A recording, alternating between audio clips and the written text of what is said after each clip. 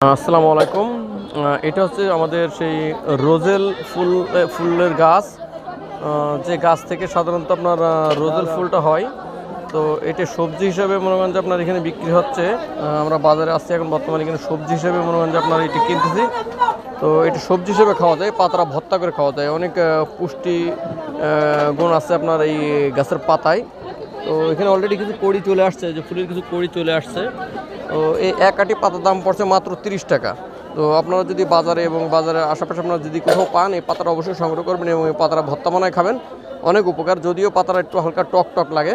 তো বর্তমানে আমরা আছি কুমিল্লা নয়নপুর কসবা বাজার, এই নয়নপুর বাজার কসবা থানা। তো এখানে 30 টাকা করে আটি বিক্রি হচ্ছে যে এই পাতাগুলো।